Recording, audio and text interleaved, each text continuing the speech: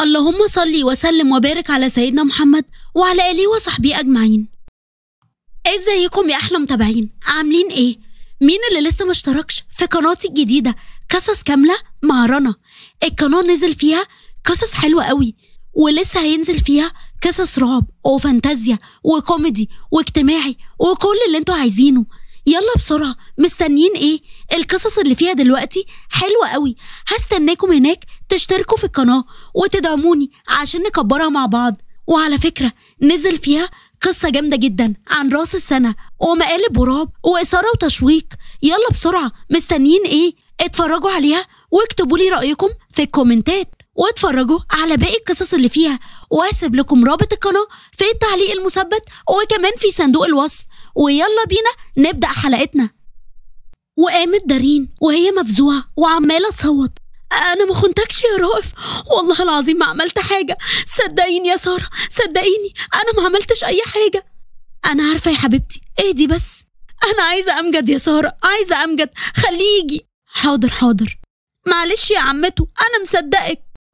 ودارين حضنت زين بقوة وفضلت تعيط. وبعدها أمجد دخل وكان متضايق قوي وراح على دارين عشان يضربها، بس وقفوا منظر أخته اللي بتحضن ابنه الصغير، فبدأ يعيط على حالها وطلب من زين يخرج وقعد معاها عشان يهديها. أنا مش هسألك على اللي حصل، أنا والله العظيم ما عملت حاجة يا أمجد، أنا بحبه وما أقدرش أخونه. والكل دخل عشان يشوف دارين، ودارين أول ما شافته اتعصبت. خليه يمشي يا أمجد، مش عايزة أشوفه، مش عايزة أشوفه. انت ليك عين بعد اللي عملتيه؟ انت واحدة قذرة، اطلع بره بره. القذر هنا يبقى انت اللي قتلت ابني اللي بستناه من سنين. فرجت عليا الناس، اخدتني وانا عريانة قدام الناس كلهم وما صدقتنيش. حسبي الله ونعم الوكيل فيك. هو انت كنت عارفة انك حامل؟ ايوه، وكنت عاملاها له مفاجأة، بس خلاص ابني مات وهو السبب. انا عمري ما هسامحه. امشي من هنا، انا بكرهك يا رائف، امشي. خليه يطلقني يا امجد ارجوك، انا مش هقدر اعيش معاه. اهدي بس، والله هعمل لك كل اللي انت عايزاه، وانا مش هعيش مع واحده قذره زيك. انت طالق يا دارين، طالق. وخرج رائف من المستشفى وركب عربيته واتجه على الفيلا. وكانت دارين عماله تعيط في حضن اخوها وبتتعلق فيه كانها طفله بالظبط. انا عايزه امشي من هنا، عايزه امشي من هنا يا امجد، مش هقدر اقعد هنا. حاضر يا حبيبتي، جهزيها يا ساره. انا اسف يا توفيق على اللي حصل، انا اسف يا شمس. اظن ان كده النهايه يا عز، عن اذنكم يلا يا شمس. ومشي توفيق وشمس وركبوا العربيه وبيستنوا امجد ودارين.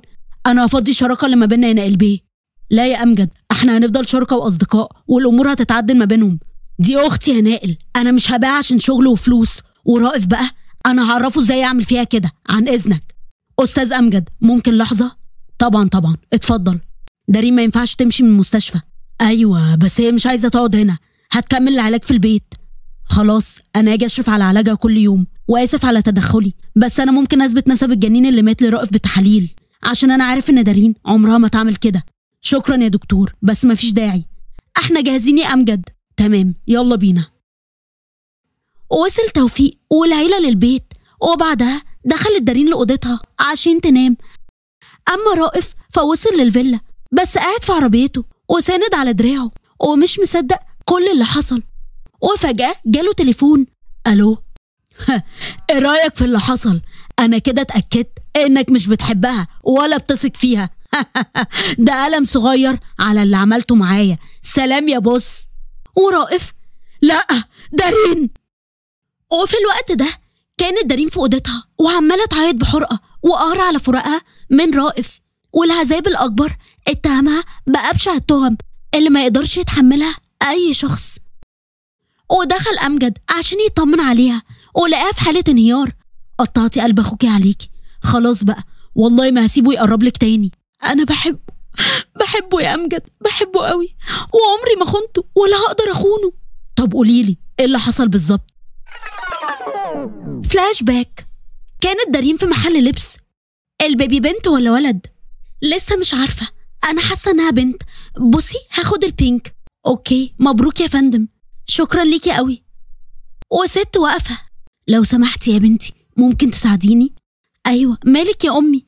اني مو مصريه، بحتاج مساعدتك لاوصل للاوتيل اللي نازله فيه، لان زوجي تركني هون وراح يقابل صديقه وهو اتأخر علي. حاضر، تعالي معايا اوصلك في طريقي. بتشكرك كتير بنتي. ووصلت دارين هي والست للفندق. فوتي معي بنتي، لا اقدم لك اي شيء تشربيه. شكرا قوي يا امي. لا حبيبتي، انا بسر عليكي، انتي مثل بنتي. شكرا لحضرتك قوي. ودخلت معاها دارين الفندق، وحد من الرجاله مسكها وشالها للاوضه، وهو حاطط ايديه على بقها عشان ما تتكلمش ولا تصوت. فالست قلعت لبسها ولبست لبس تاني، ودارين في الوقت ده بتحاول تقاوم لكنها مش قادره، لان كان حواليها ستات كمان ماسكينها. وبعدها خرجوا وسابوها لوحدها مع راجل غريب وهي عماله تصوت، ولكن محدش سمعها خالص لحد ما جه رائف. ونرجع من الفلاش باك.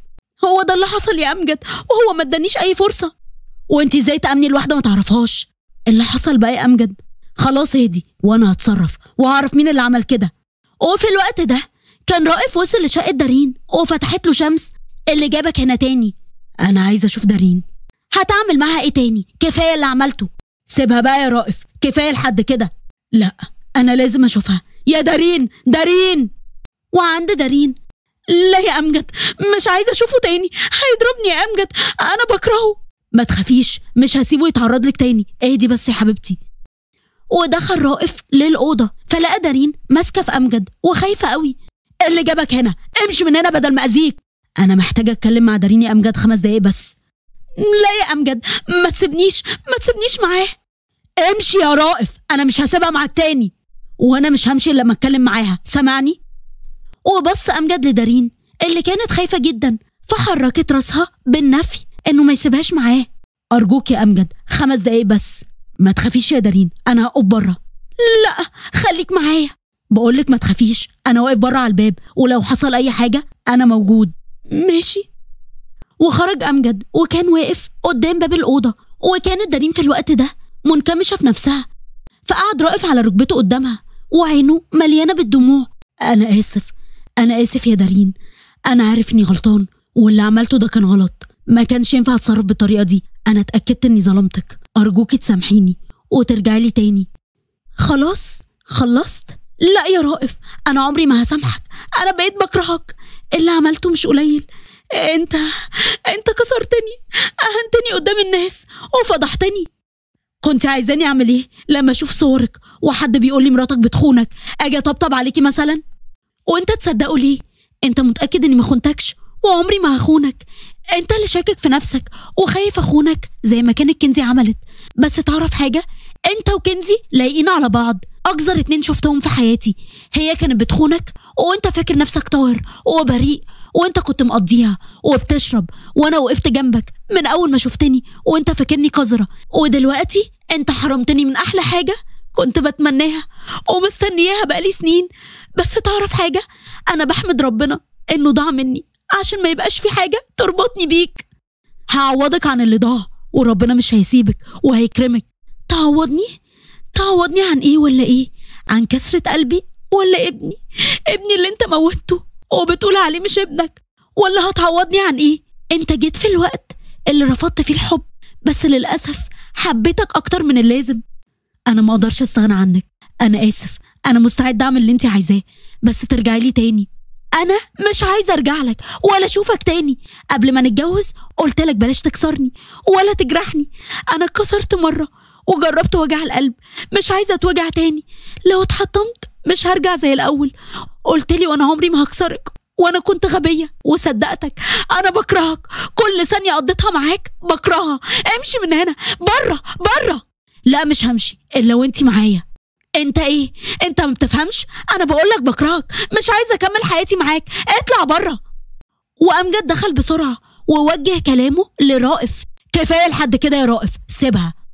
ورائف بص لها بحزن، وكانت نظره الوداع الاخير ما بينهم. خلاص يا دارين، مش هتشوفيه تاني. انا تعبت يا امجد وكرهت حياتي بسببه. انا بندم على اليوم اللي شفته فيه وحبيته، وبكره اليوم اللي جيت فيه هنا القاهره. انا عايزه ارجع اسكندريه تاني، كل حاجه بتفكرني بيه هنا. حاضر، هعمل لك كل اللي انت عايزاه، بس كفايه عياط، محدش يستاهل دموعك. يا امجد، انا تعبانه، قلبي وجعني بسببه. عمل معايا اكتر من اللي عمله ياسين. مش لازم جسمي يتعبني، بس قلبي وجعني وبيتألم. ممكن أكون أقوى واحدة ما بين الناس، بس قلبي أضعف واحد. عشان خاطري خلاص، عشان خاطري بقى يا دارين، سيبني يا أمجد لوحدي لو سمحت. لأ، مش هسيبك غير لما تكوني كويسة. أنا عايزة زين. حاضر يا حبيبتي. يا زين. نعم يا بابا. اقعد مع دارين يا حبيبي. حاضر. وخرج أمجد وقعد زين مع دارين. وعند شمس، أمجد حسام عايزك. حسام؟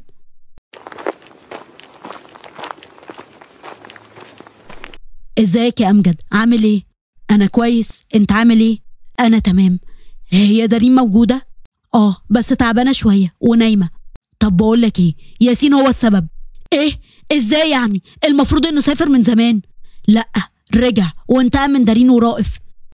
ودارين خرجت. حسام، انت متأكد يا حسام؟ دارين؟ انا متأكد. ادخل انت يا دارين. لا مش هدخل. هو عايز مني ايه تاني؟ كفاية اللي عمله زمان. جاي يدمر لي حياتي تاني ليه؟ زين، خد عمتك وادخل جوه. وزين دخلها جوه وفضل معاها لحد ما نامت، وسارة كانت معاهم. وبعدها سارة خرجت. خلاص نامت. انت متأكد من كلامك يا حسام؟ ايوه يا عمي، ياسين قابلني من شوية وقال لي على اللي حصل. طب وانا ليه فين ده؟ للأسف سافر. برضه مش هسكت الا لما اجيبه واجيب الناس اللي كانت معاه. انا حذرت دارين قبل ما تتجوز وما سمعتش كلامي. ما انت عارف انها بتعمل اللي في دماغها. طب انا مضطر امشي دلوقتي، الوقت متأخر وهبقى اطمن عليها. شكرا يا حسام بجد، مش عارف اقول لك ايه ولا اي حاجة. احنا صحاب ودارين تبقى اختي. عن اذنكم. وكان رائف في عربيته ومتجه على الفندق اللي كانت فيه دارين. اساعد حضرتك ازاي يا فندم؟ انا بسأل عن واحد اسمه ياسين. حضرتك رائف بيه؟ ايوه انا. الاستاذ ياسين سايب لحضرتك الشنطة دي. وهو فين دلوقتي؟ ساب الاوتيل يا فندم. طب تمام، شكرا ليكي. ورائف اخد الشنطة وراح للعربية وفتح الشنطة ولقى فيها مفاتيح عربية دارين ولبسها. واخد المفاتيح وراح على العربية وفتح العربية ولقى فيها شنطتها وتليفون دارين وشنطة هدايا، وكان في قطعة من ملابس الأطفال. فمسكها وبسها وفضل يعيط على اللي عمله مع دارين. بس فات الأوان واتجه للمنزل ووصل ولقى مرام قاعدة مع بابا ومامته. كنت فين كل ده؟ ورائف مردش، وعز الدين ضربه بالقلم، وأول مرة يعمل كده.